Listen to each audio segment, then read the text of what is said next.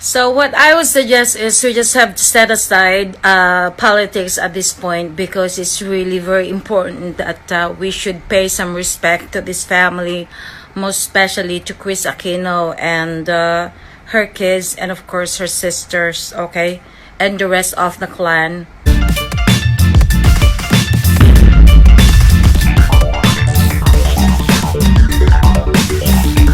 Okay, it's time to say something about the death of our ex-president Noynoy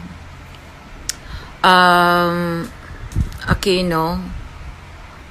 It was actually my friend June Asaldo who had posted his comment this morning, and that was the reason why I really had to search, because he didn't give me any other detail except he just posted a screenshot that he's dead. So now I am looking at other videos, and he's been already cremated according to Chris Aquino. And of course, instead of giving our whatever statements that we used to give, about this family, or about Chris, or about Noy, I think it's much better right now that we just have to mourn with them, because it's not really that easy to lose somebody who's really a big part of our family. Especially we're talking about somebody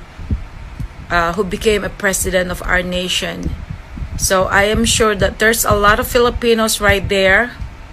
I'm sure that they still have some stories, nasty stories to tell about our ex-president. But at this point, it's really nice that we should give our respect and of course mourn with them.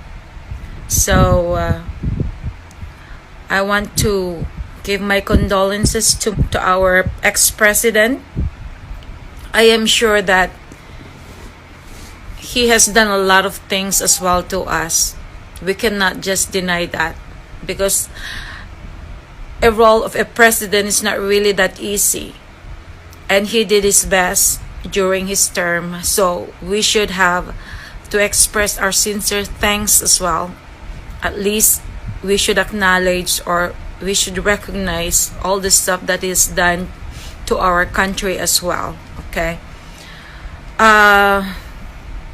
It's really very sad, actually, because we didn't know that this is going to happen.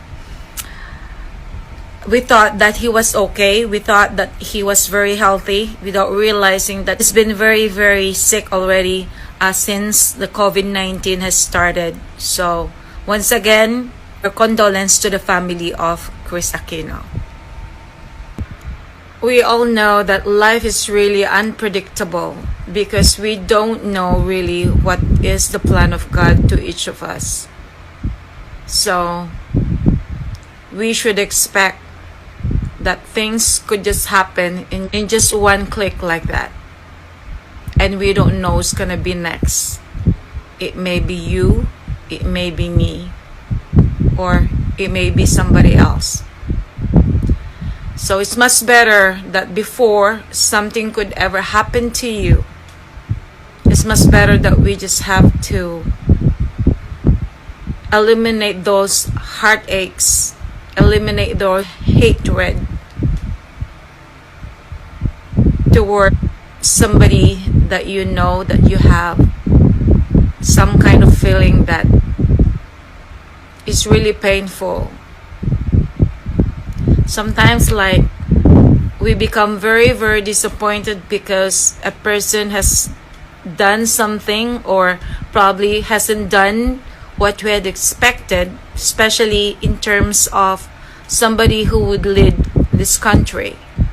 I am sure that there are several things that he hasn't really accomplished as he promised, but I am sure that he can also be forgiven. Likewise, I am sure that he can also forgive us. And if not, it's God who can forgive us.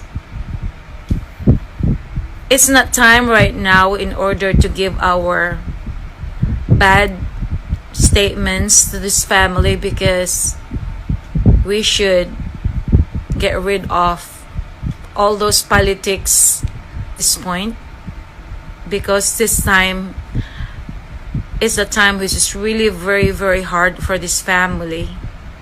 Although I myself is also included to those people who had said some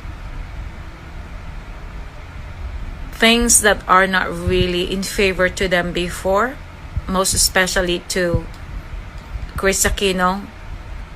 That was just to express my feelings. But right now, it's time to grieve with them. Let's also look at the other side of a coin, because sometimes we can only see the other side without having to realize that if we also consider the other side of that person or what he has done to us, most especially to our country, I am sure that you could find a lot of things as well that you could appreciate. But sometimes we tend to forget those. I'm not just saying about our ex-president Noynoy, but I am saying about the rest of those politicians as well. Sometimes we just consider what we can see at present without realizing that they have also done a lot of things in the past as well, or a lot of things that we don't really know of come. Because it's not necessary that every time that they do something really nice to some people, especially those people that they have been helping, and we're not aware that they were really doing a lot to the, so we just have to recognize the good things that they have done.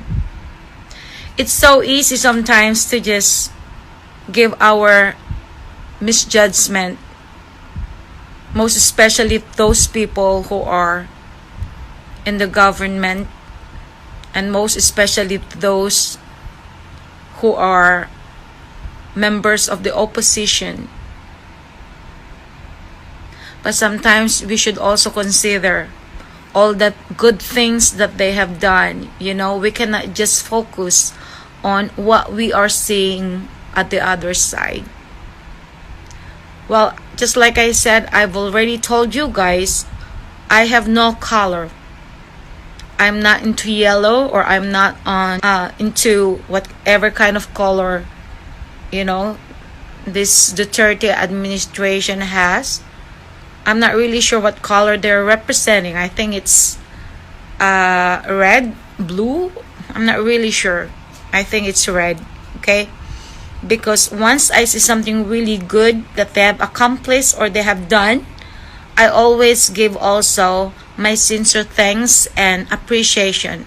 And if I could see something that's really not favorable, and that's when I see also my honest opinion. Or so what I would suggest is we just have to set aside politics at this point, because it's really very important that we should pay some respect to this family, most especially to Chris Aquino and her kids, and of course her sisters, okay, and the rest of the clan. It is really very, very sad really to lose somebody, especially if this person has really done something to us. We just have to set aside whatever he has done that really disappointed or frustrated the rest of the people here, most especially to those DDS. Of course, to those part of the Duterte administration. I'm sure that we cannot just expect everybody to be giving their city. I am sure that most of them right now, they're really having some feast, nagpipiesta. Well, that's some of them are really doing, I am sure, but for me it's not really right, because you don't know what's gonna be the karma that's gonna come to you, especially if you are not the one who's in control of your destiny. We just don't know that tomorrow, the next day, or probably any time later, whatever, and then something could really happen to you. You may be happy and doing such good things right now, but then without realizing that when you go to sleep and all of a sudden you're not gonna get up anymore. See, that's what we don't know, especially if we cannot control our destiny, because we have no idea when are we going to die as well. When are we going to have some troubles or problems in terms of our health, in terms of our finances?